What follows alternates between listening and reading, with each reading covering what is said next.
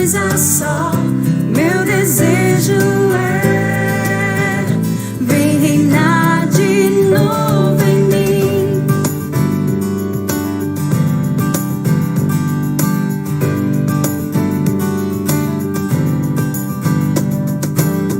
Sobre o meu pensar, tudo que eu falar faz-me refletir a beleza que há em ti. Tu és para mim mais que tudo aqui. Vem reinar de novo em mim, reinar em mim com teu poder sobre a escuridão, sobre os sonhos meus. Tu és o Senhor de tudo que sou. Vem reinar em mim, Senhor.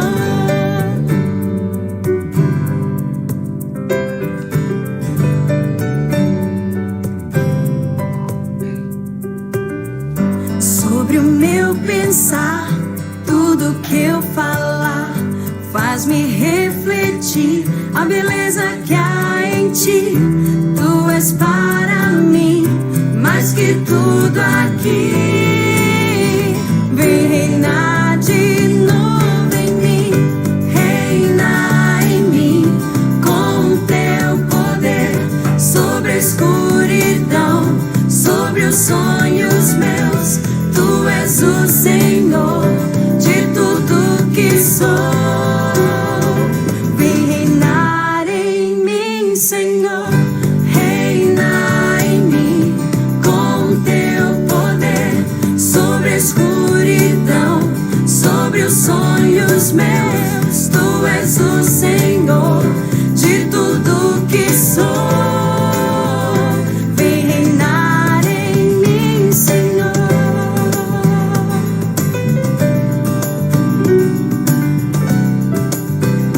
Vem reinar em mim, Senhor.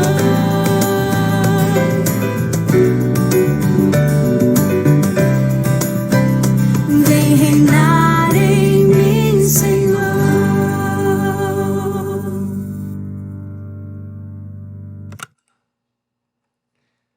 Muito bom dia, meu irmão e irmã, graça e paz. Seja muito bem-vindo a esse tempo que temos, tempo para juntos estudarmos a palavra, tempo para juntos louvarmos a Deus, tempo para juntos orarmos. Esta é a Escola Dominical da Igreja Presbiteriana de Laranjal Paulista e você, nesse instante, está convidado a participar dela. Vamos iniciar esse nosso momento com uma palavra de oração? Oremos nesse instante. Eterno e poderoso Deus, te louvamos, ó Pai, e te agradecemos, porque podemos, por meio do teu Espírito Santo, ó Pai, nos achegarmos até ti. Rogamos, ó Pai, que o teu Espírito Santo, nesta manhã de domingo, fale, ó Pai, ao nosso coração. Traga as preciosas lições da tua palavra que nós tanto precisamos. E assim, edificados e fortalecidos pelo teu precioso ensino, podemos, ó Pai, estar mais firmes, mais confiantes na tua promessa, mais firmados na tua esperança, mais fortalecidos em teu amor. Fala, Pai, ao nosso coração, como tantas vezes o Senhor já nos falou por meio da tua palavra. É o que oramos, pedimos e agradecemos em nome de Jesus. Amém. Amém, meu irmão e irmã. Como é bom podermos ter esses instantes juntos, lendo a palavra do Senhor, juntos orando e juntos também louvando. E é isso que nós vamos fazer nesse instante. Nós vamos louvar a Deus, nós vamos cantar o hino de número 222 do nosso inário. Hino de número 222, hino intitulado Mais Perto da Tua Cruz. Louvemos juntos ao Senhor.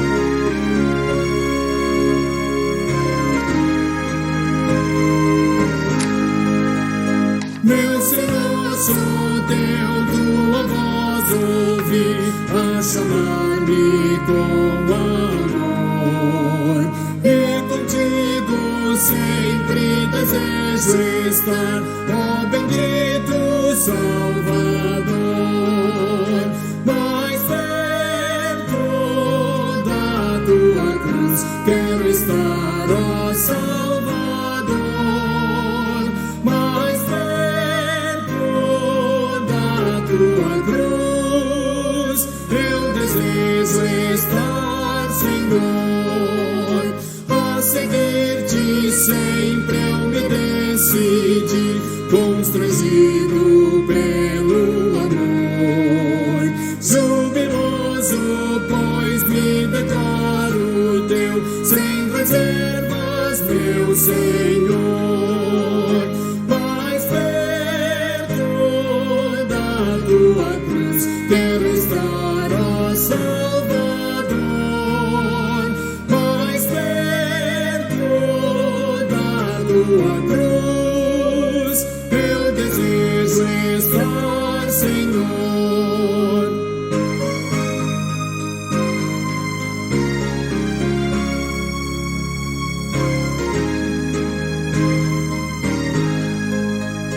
Que prazer sem par, que delícia é aos teus santos pés me achar, e com viva fé e profundo amor com meu Salvador falar.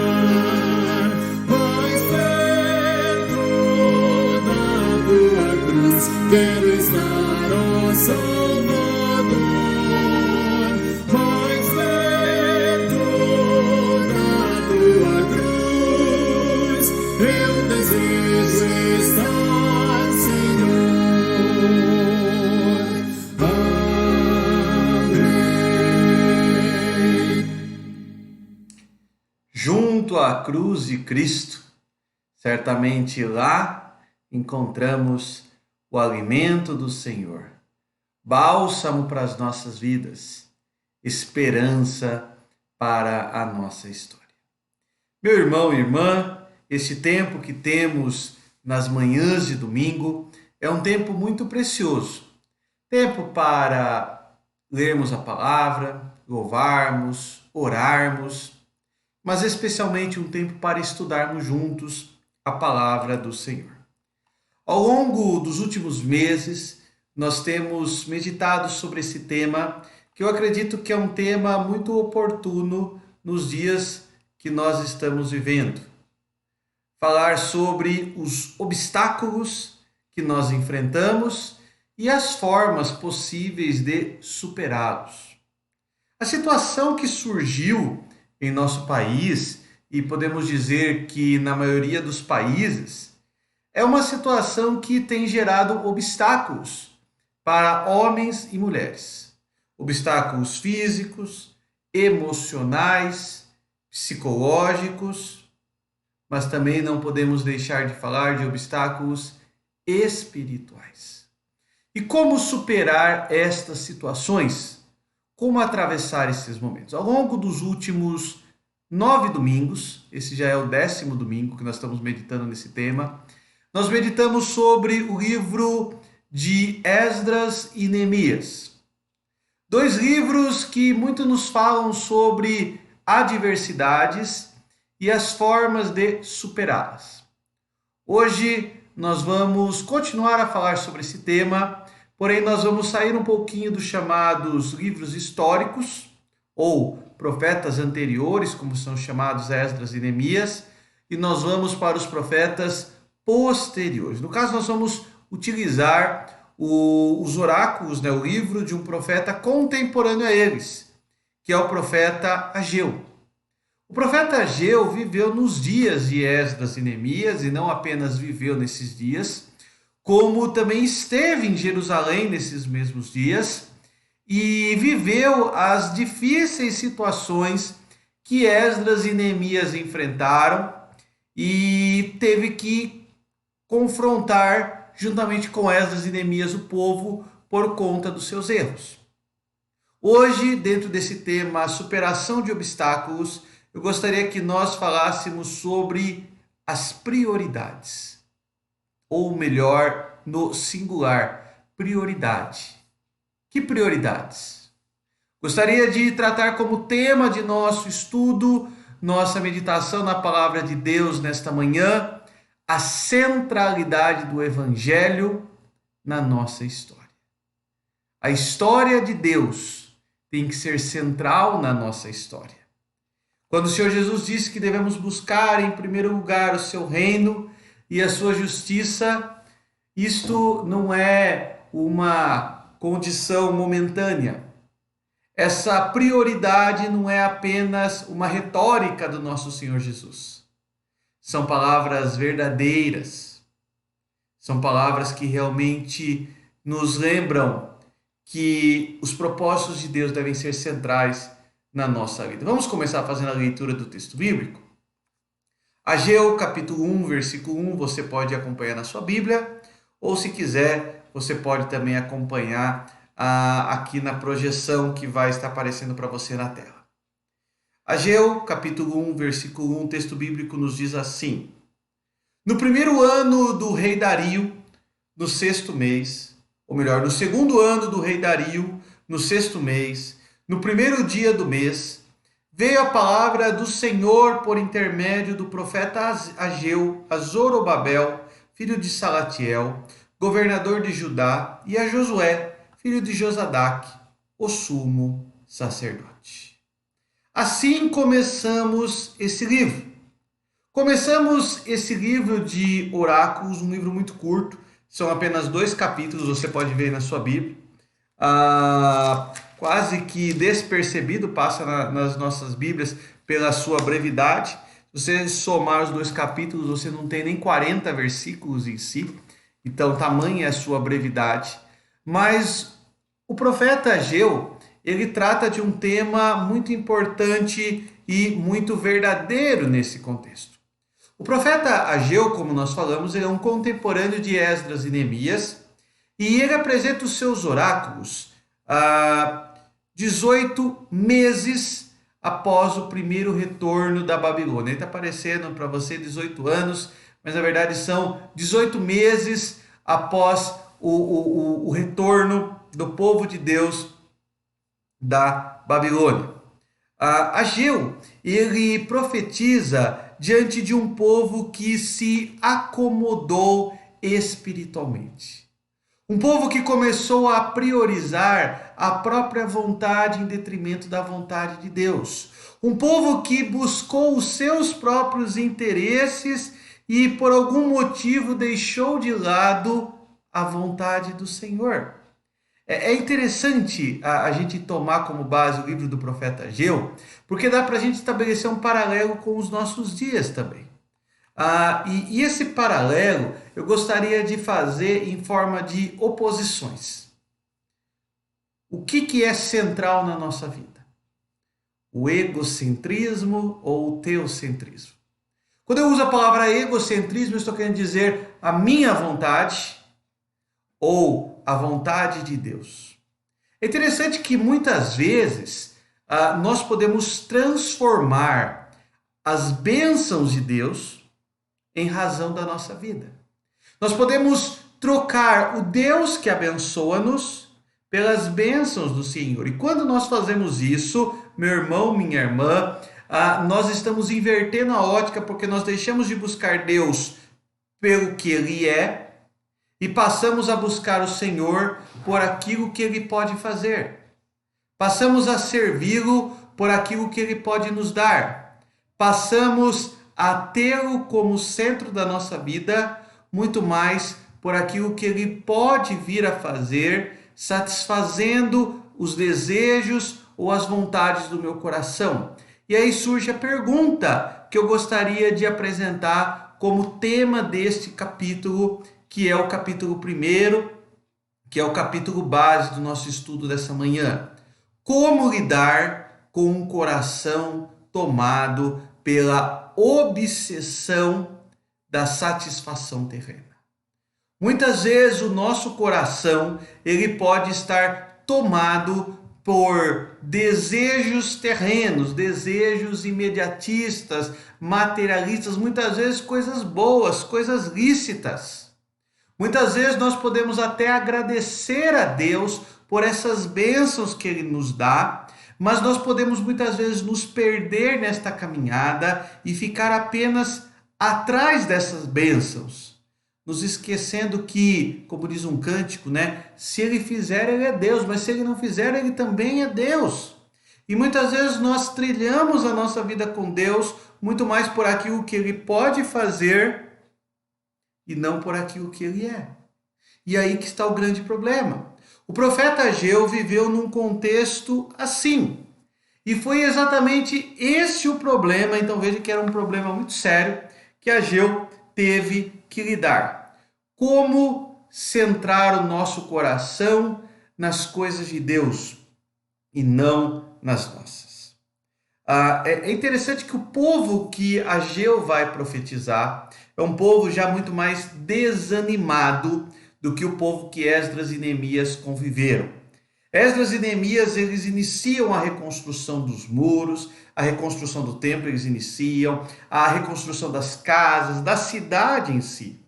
Porém, o tempo foi passando e aquela situação de muito vigor, de muita força inicial, parece que agora foi substituído por uma letargia, foi substituído por um comodismo, foi substituído por uma situação na qual eles estavam muito mais acomodados. E o coração deles estava nas suas casas, nas vinhas, nos espaços públicos, nos muros, mas não estava mais em Deus. Eles até se reuniam para as grandes festas anuais, mas eles já não tinham mais o coração nas coisas de Deus. Eles substituíram os projetos de Deus na vida deles pelos seus projetos individuais. Eles substituíram o glorificar a Deus como povo pelas suas realizações pessoais. E é exatamente isso que a gente encontra aqui no nosso texto bíblico que a gente vai ler. Um povo que vai substituir a glória de Deus pela glória dos homens. E eu gostaria de tomar como base dessa nossa meditação a seguinte estrutura para meditarmos neste capítulo. Eu dividi esse capítulo em 4 momentos, que é a forma como Deus, através do profeta Ageu, vai tratando o seu povo. Primeiramente, através do profeta Ageu, Deus mostra que havia uma expectativa equivocada. Essa expectativa, ela é transformada por meio de uma reflexão que é necessária. Posteriormente, essa reflexão gera uma nova prioridade e novas esperanças para o povo de Deus. Vamos começar então falando da expectativa equivocada que esse povo tinha. Ageu capítulo 1, versículo 2 a 4 diz assim: Assim fala o Senhor dos exércitos. Este povo diz: Não veio ainda o tempo em que a casa do Senhor deve ser edificada. Veio, pois, a palavra do Senhor por intermédio do profeta Ageu, dizendo: Acaso é tempo de habitardes vós em casas apaineladas, enquanto esta casa, o templo, permanece em ruínas? É interessante que Ageu começa mostrando que eles tinham expectativas equivocadas a partir do desinteresse que eles tinham com o templo. Nós não somos como o povo de Deus do Antigo Testamento que via a presença de Deus apenas no templo. Até esses dias que nós não temos podido estar juntos no templo, nós sabemos que a presença de Deus não está restrita ao templo. Mas o povo de Deus do Antigo Testamento via o templo como um símbolo da habitação do Senhor, portanto ali o Senhor está. E se eles deixam o templo em frangalhos, se eles deixam o templo ainda em ruínas, qual é a habitação que eles têm dado para Deus?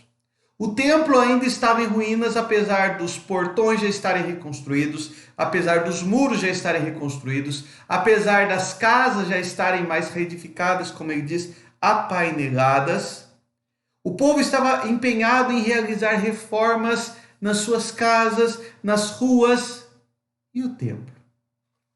É interessante que esta exortação, meu irmão, minha irmã, não é uma exortação apenas para o povo de Israel no Antigo Testamento, é uma exortação para nós. Muitas vezes nós somos movidos pelas nossas ambições naturais de melhora de vida, de desenvolvimento pessoal, de desenvolvimento profissional e nos esquecemos das coisas de Deus. Olha o que diz Deuteronômio 6:5. Amarás, pois, o Senhor teu Deus de todo o teu coração, de toda a tua alma e de toda a tua força. O quanto você tem amado Deus? O quanto Deus domina o seu coração?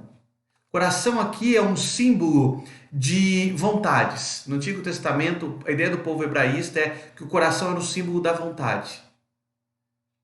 Quanto da sua vontade está voltada para Deus? Alma é a ideia do lado espiritual, a parte não física. E força seria em si a parte física, o corpo. Quanto você tem amado, desejado, quanto você tem buscado Deus. Interessante que Deus não aceita essa divisão. Ele diz de todo o coração, de toda a alma, de todas as forças. Nosso maior tesouro, a nossa maior fonte de satisfação não é o nosso progresso financeiro, material, familiar, profissional. Nossa maior satisfação, o nosso tesouro tem que estar no Senhor. E quando o nosso tesouro está no Senhor, nós fugimos de uma apatia ou de um esfriamento espiritual e lembramos que nossas expectativas podem estar equivocadas e precisamos corrigi-las. A primeira lição que o profeta Ageu traz a esse povo é que as suas expectativas estavam equivocadas e elas precisavam ser corrigidas. Como Deus corrige essas expectativas? Deus chama o profeta Ageu e o profeta Ageu traz uma reflexão a esse povo. Vamos ver o texto, versículos 5 a 8. Ora, pois assim diz o Senhor dos Exércitos: considerai o vosso passado. Tendes semeado muito e recolhido pouco. Comeis, mas não chega para fartar-vos. Bebeis, mas não dá para saciar-vos. Vestivos, mas ninguém se aquece. E o que recebe salário, recebe-o para pô-lo num saquitel furado. Assim diz o Senhor dos Exércitos: considerai o vosso passado. Subi ao monte, trazei madeira e edificai a casa. Dela me agradarei e serei glorificado, diz o Senhor. É interessante que o profeta Ageu, ele usa duas vezes essa expressão, considerai o vosso passado. E ambas as vezes ele começa dizendo, assim diz o Senhor. Meus irmãos e irmãs, pensem nisso, é isso que ele está falando. Olhem o que está acontecendo. Quando ele diz o passado, não é o passado distante, é o passado ontem, anteontem, semana passada. Então, olhem o nosso modo de viver, olha o que está acontecendo com a gente. E sabe o que tem acontecido com a gente? A gente tem semeado muito, mas colhido pouco. Por quê? Parece que aquilo que a gente come não é suficiente, aquilo que a gente bebe não é suficiente, as nossas roupas não nos aquecem, o salário parece que não dá até o final do mês. O que tem acontecido? O profeta conduz o povo a uma consideração pensando assim, por que parece que tudo que temos corre das nossas mãos como se fosse água? Parece que tudo é vento. Nós não temos mais nada. O que está acontecendo conosco? Por que parece que o mês é mais longo que o meu salário? Por que parece que tudo que eu faço não dá certo? Por que parece que aquela situação que eu achei que ia dar certo, naturalmente dá errado? E aí o profeta Ageu diz, subam ao monte, tragam madeira, edifiquem a casa, o templo do Senhor, e assim Deus vai se agradar. Vocês, a partir da agradar a Deus, Deus sendo glorificado, vocês serão também abençoados. Meu irmão, minha irmã, nós precisamos conferir se as nossas motivações estão debaixo da luz do Senhor. Será que nós temos vivido apenas para comer, para beber, para nos vestir, para o nosso próprio salário? Ou nós temos vivido para agradar e glorificar Deus? E muitas vezes, por vivermos apenas para nós, nós dizemos que tudo aquilo que a gente faz é pouco.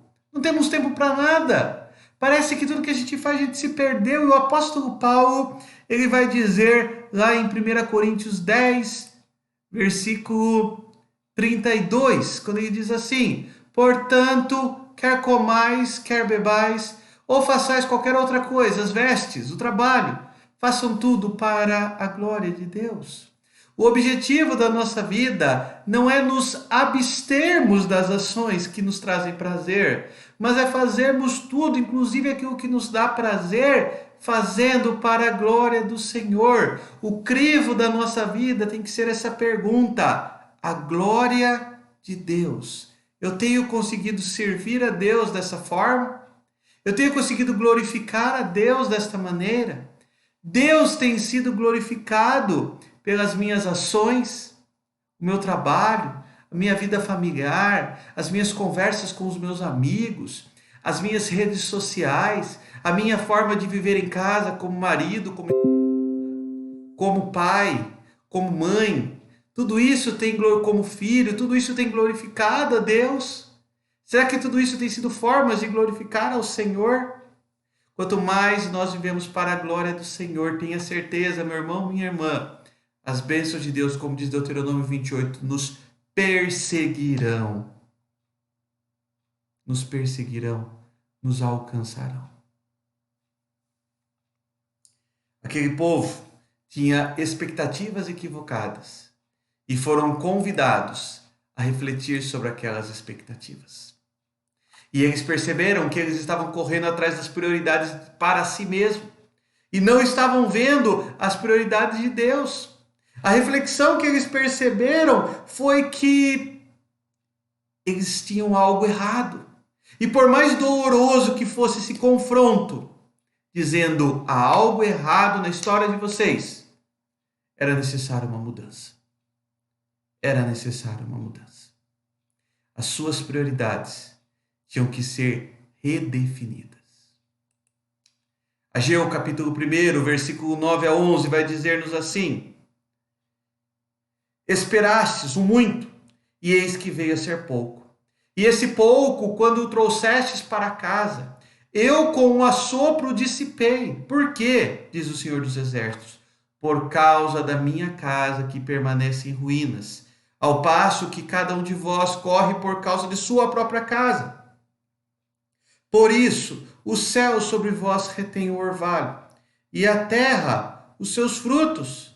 Fiz vir a seca sobre a terra, e sobre os montes, sobre o cereal, sobre o vinho, sobre o azeite, e sobre a terra, o que a terra produz, como também sobre os homens, sobre os animais e sobre todo o trabalho das mãos. Deus está dizendo assim: tudo que vocês estão passando não é por acaso. Tudo que vocês estão passando sou eu que estou fazendo. É Deus que está falando isso. Vocês estão colhendo pouco. É interessante que a parte do versículo 9 e 10 diz isso, né? Vocês esperaram muito, mas veio pouco. Por quê? Porque Deus está dizendo, eu dissipei. Não foi o acaso, não foi uma praga de gafanhotos, não foi uma pandemia, não foi uma crise econômica, não foi o exército inimigo, foi eu. Deus, Ele é o Senhor dos Exércitos, toda a terra está cheia da sua glória, assim diz a palavra. Ele coordena, Ele faz todas as coisas para a sua vontade, para o seu prazer. Ele faz tudo conforme o seu bom querer. E Ele, com um assopro, diz: o sofrimento que está vindo sobre vocês, sou eu que estou fazendo. Por um propósito. Por qual o propósito? Vejam, a minha casa está em ruínas e vocês querem preocupar-se com a casa de vocês. Por isso que não está vindo chuvas, a ideia do orvalho. Por isso que a terra tem negado os frutos. Por isso que veio seca. Por isso que tem faltado cereal, tem faltado vinho. Por isso que as oliveiras não têm dado azeitonas para o azeite. Por isso que a terra não produz. Por isso que homens têm morrido. Por isso que animais têm morrido. O trabalho das suas mãos tem sido perdido. é algo que parece que foge um pouco daquele discurso politicamente correto que a gente está acostumado de falar, que Deus só abençoa. Deus, ele faz todas as coisas para o seu próprio prazer, conforme a sua própria vontade. Toda a terra está cheia da sua glória, e para manifestar a sua glória, ele, como nos ensina Jó, envia o bem e envia também o mal, as dificuldades. Esse texto nos ensina que o nosso Deus é vivo e que ele governa todas as coisas e executa tudo de acordo com a sua soberana vontade. E a sua soberana vontade, isso que é paz para nós, ela coopera para o nosso bem. Romanos 8:28, Paulo vai dizer: sabemos que todas as coisas, e esse todos, meu irmão, minha irmã, vamos ler conforme eles estavam lendo: era seca, era praga de gafanhotos, era o inimigo externo, era pouca produtividade, eram as crises. Todas as coisas cooperam para o bem daqueles que amam a Deus, daqueles que são chamados segundo o seu propósito. Tudo coopera para a vontade do Senhor. E aí eu quero tomar como base, para a gente fechar esse ponto aqui, a história de Jó. Jó capítulo 42, versículo 2 e 5, ele diz assim: eu bem sei que tudo podes, e nenhum dos teus planos pode ser frustrado. Meu irmão, minha irmã, o que Jó passou? Ele perdeu todos os seus bens, animais, casa, construções, servos e servas, filhos, saúde, abandonado pela esposa, abandonado pelos amigos. Ele diz: nenhum dos teus planos pode ser frustrado, mas agora eu te conheço. Antes eu te conhecia de ouvir falar, mas agora os meus olhos te veem. Meu irmão, minha irmã, sabe o que esses textos eles estão nos ensinando? Esse texto está nos ensinando que muitas vezes a dor, as dificuldades, são um poderoso instrumento do Senhor, da sua providência, para nos levar ao amadurecimento da fé. Foi assim que o povo nos dias de Ageu teve que enfrentar. Eles tiveram que enfrentar a adversidade, para que eles pudessem abrir os olhos e falassem: espera aí, nossas expectativas estão equivocadas. Temos que redefinir nossas prioridades. Temos que caminhar de outra forma. Eles tiveram que refletir a partir da palavra do profeta, a partir da palavra de Deus, em uma mudança de atitude. A estrutura do texto, conforme temos visto, é um crescimento, uma expectativa equivocada que o profeta mostrou, foi confirmada por meio da reflexão, e agora as prioridades têm que ser redefinidas, e Deus, pela sua graça e pela sua misericórdia, ele perdoa o pecador e ele nos leva a ter novas e vivas esperanças. Ageu 1, versículo 12 a 15, vai nos dizer assim: então Zorobabel, filho de Salatiel, e Josué, filho de Josadaque, o sumo sacerdote e todo o resto do povo, olha só, atenderam a voz do Senhor seu Deus e as palavras do profeta Ageu, as quais o Senhor seu Deus o tinha mandado dizer, e o povo temeu diante do Senhor. Então Ageu, o enviado do Senhor, falou ao povo segundo a mensagem do Senhor, dizendo: olha só, eu sou convosco. Vocês passaram momentos difíceis, mas eu sou com vocês. As pragas vieram, mas eu sou com vocês. As dificuldades vieram, mas lembrem-se, eu sou com vocês. O Senhor despertou o espírito de Zorobabel, filho de Salatiel, governador de Judá, e o espírito de Josué, filho de Josadaque, o sumo sacerdote, e o espírito do resto de todo o povo. Eles vieram e se puseram ao trabalho na casa do Senhor dos Exércitos. Vamos reconstruir o templo. Seu Deus, ao 24º dia do 6º mês. Todo esse primeiro capítulo passa-se em 24 dias. No primeiro dia do 6º mês, até o 24º dia, Deus mostrou que as expectativas estavam equivocadas. Deus mostrou que era necessária uma reflexão, uma redefinição de prioridades. E agora a esperança é renovada. O que nós vemos aqui é surgir o santo temor diante da palavra do Senhor. Uma palavra que trouxe a eles a promessa de que Deus estava com eles, que eles estavam enfrentando momentos difíceis, mas olha aqui, ó, eu sou convosco, diz a parte final do versículo 13. Eu sou convosco, diz o Senhor, e eles foram despertados pelo Espírito de Deus e responderam corretamente. Qual foi a resposta? Versículo 14. A resposta foi que todos se puseram ao trabalho do Senhor. Deus, por meio do profeta Ageu, por meio da palavra, por meio desses oráculos proféticos, mostrou a esse povo que algo precisava ser feito. E essa reação, e aqui, meu irmão, minha irmã, a reação que está acontecendo é a reação que parte não da vontade deles, mas é uma reação que parte do Senhor. É uma reação que parte do Espírito de Deus, que levou-os a assim compreender. Essa reação é fruto do agir de Deus na história do seu povo. Foi assim no passado e é assim ao longo da história. Meu irmão, minha irmã, esse texto nos faz perceber de forma muito maravilhosa como Deus tratou o coração desse povo. Um povo que estava vivendo prioridades erradas, mas que Deus corrigiu as suas prioridades. Eles tinham expectativas equivocadas. Eles refletiram sobre essas expectativas, redefiniram as prioridades e Deus disse: eu sou com vocês. Vocês não estão sozinhos. Nós podemos concluir dizendo que o desinteresse do povo de Deus, lá no período de Ageu, pelo templo, revelava, na verdade, a negligência por aquilo que o templo representava. O que o templo representava? A habitação de Deus, a presença de Deus no meio deles. E sabe como isso se chama? Isso se chama secularização. E secularização não aconteceu nos tempos antigos apenas, acontece e é um mal muito presente nos dias atuais. E somente há uma forma de nós combatermos a secularização. A secularização, ela é combatida com a restauração das prioridades da nossa vida segundo o propósito de Deus.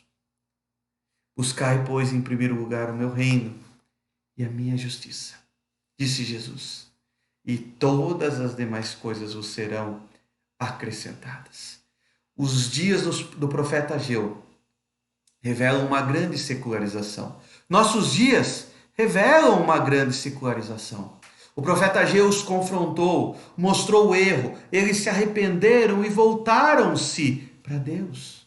Também hoje, meu irmão, minha irmã, muitas vezes nós podemos estar tão obcecados pela nossa própria agenda, pelos nossos próprios feitos, pelas nossas próprias prioridades, que ficamos cegos para a fé, ficamos cegos para os propósitos de Deus, ficamos cegos para aquilo que é eterno e aquilo que o Deus eterno nos chama. E muitas vezes, meu irmão, minha irmã, tragédias surgem por causa disso. Podem ser tragédias físicas, materiais, emocionais, psicológicas ou espirituais. E essas tragédias, elas têm um propósito: corrigir o nosso curso, nos mostrar aquilo que é essencial. Meu irmão, minha irmã, nós somos muito tentados a dizer que essa situação que nós temos vivido é o dedo de Deus, a mão de Deus pesando sobre a humanidade. Nós somos muito tentados a dizer isso. Eu não tenho, e nenhum ser humano contemporâneo tem, o dom da profecia como os antigos profetas tinham, para interpretar os feitos à luz da palavra de Deus. Eu não tenho, e ninguém tem mais esse dom cessou com as antigas formas de Deus se revelar. Mas o que eu sei, e isso sim podemos interpretar a partir da palavra, é que há situações, há tragédias que enfrentamos, que são formas de Deus nos corrigir. A pandemia é uma forma de Deus nos corrigir? Não sei. Nós não sabemos. Nós não temos essa capacidade de saber isso. Mas certamente Deus tem os seus propósitos em todas as coisas e até nesse terrível momento que nós temos vivido. O sofrimento muitas vezes é uma forma de Deus nos tratar. As frustrações da vida pode ser uma forma de Deus levar pecadores, desculpem a palavra popular, reticentes, pecadores contínuos a se voltar a Cristo, refletir sobre as suas prioridades, redefini-las e encontrar as prioridades no Senhor. Para nós concluirmos, eu gostaria de ler aqui 2 aplicações para nós. Primeiramente, busque priorizar a comunhão com o Eterno na sua vida. Como? Algumas orientações. Participe ativamente do serviço do Senhor, dos cultos. Pastor, não está tendo culto na igreja, mas está tendo cultos e dezenas de cultos online. Centenas. Você pode acompanhar, você pode crescer na palavra, você pode assistir um culto às 8 da manhã, às 10, ao meio-dia, à 1, às 3, às 5, às 6h30, às 7h30, às 9 da noite. Não relegue isso. Participe ativamente do serviço do Senhor, participe ativamente dos cultos, participe ativamente da manutenção da obra da sua igreja através da fidelidade nos dízimos e nas ofertas. Busque construir uma vida que reflita, que busque, que desfrute a glória de Deus acima de tudo e não a sua glória. Viva para Deus. Lembre-se que dele, por meio dele e para ele são todas as coisas, inclusive a sua vida e os seus propósitos. Portanto, a ele, pois, a glória eternamente. Amém.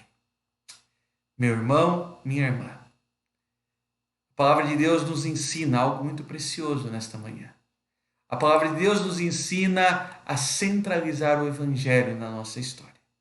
Nós começamos a aprender isso hoje com o profeta Ageu. No próximo domingo nós vamos continuar a falar sobre o governo de Deus sobre a nossa história. Espero você no próximo domingo para continuarmos a falar sobre esse tema. Que Deus assim nos desperte a pensarmos sobre as nossas prioridades. Que Deus assim nos desperte a avaliarmos as nossas expectativas, a refletirmos sobre elas, a redefinirmos aquelas que forem equivocadas. E como nos ensinou o texto bíblico de forma tão especial, quando o profeta Ageu diz no versículo 13, eu sou convosco, diz o Senhor. Ele está com você nas suas novas prioridades e essa é a esperança da nossa vida. Vamos orar mais uma vez? Curve sua cabeça, vamos conversar com o Senhor, vamos nesse instante falar com o nosso Deus, aquele que é o nosso Deus.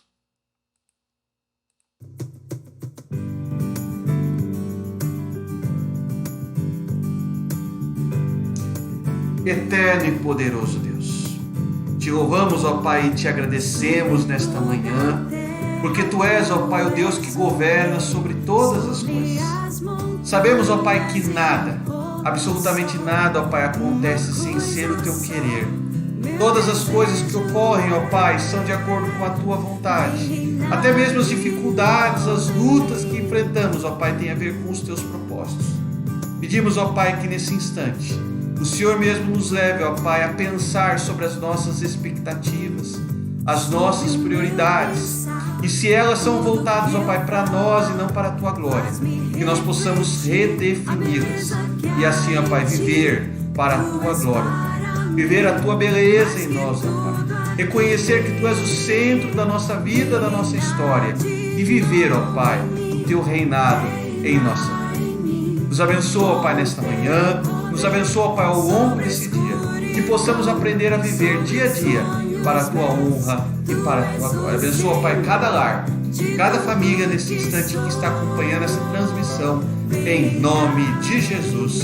Amém e amém. Meu irmão, minha irmã, espero você logo mais às 18h30, em nosso momento de culto, onde juntos adoraremos, louvaremos e oraremos ao nosso Senhor. Também meditaremos na palavra, a palavra da vida ao nosso coração. Às 6h30, espero você, abençoe pessoas encaminhando esse convite, essa palavra. Que Deus assim nos abençoe nesse dia. Deus te abençoe. Tenha um ótimo domingo. Fique debaixo dos cuidados do Senhor. Tu és o Senhor.